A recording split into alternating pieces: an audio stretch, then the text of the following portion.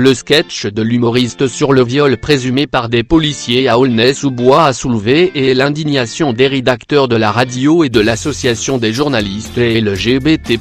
Imitant la voix de François Hollande, qui s'est rendu mardi au chevet du jeune prénommé Théo, l'humoriste lance « Amis gays, ce n'est pas la peine non plus de chercher un 2 pièces sur Aulnay-Centre.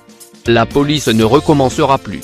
C'était un accident, pas une pratique courante sur Aulnay-sous-Bois ». Un peu plus loin dans sa chronique, toujours avec la voix du président français, il ajoute « J'ai rendu possible le mariage gay. Avec cet épisode, si Théo, après réflexion, se découvre des sentiments pour le policier qui a introduit la matraque, ils pourront grâce à moi s'épouser ».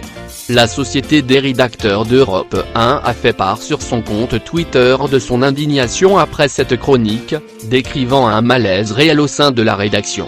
L'association des journalistes et LGBT a dénoncé sur Facebook des propos scandaleux. Un très gros dérapage involontaire selon son producteur, le producteur de M.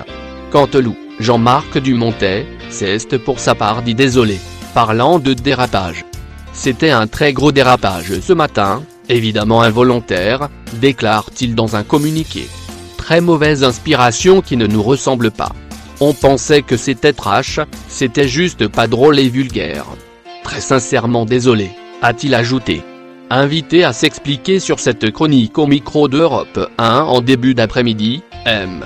Dumontet, également propriétaire des salles de spectacle parisiennes Bobino et Point Virgule, a reconnu « On a toujours eu une grande liberté de ton sur Europe 1, c'est une grande chance qu'on a.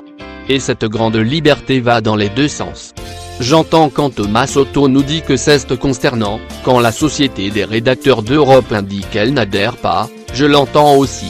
La direction d'Europe 1 n'a pas souhaité réagir mais la vidéo de la chronique avait été retirée du site de la radio à midi.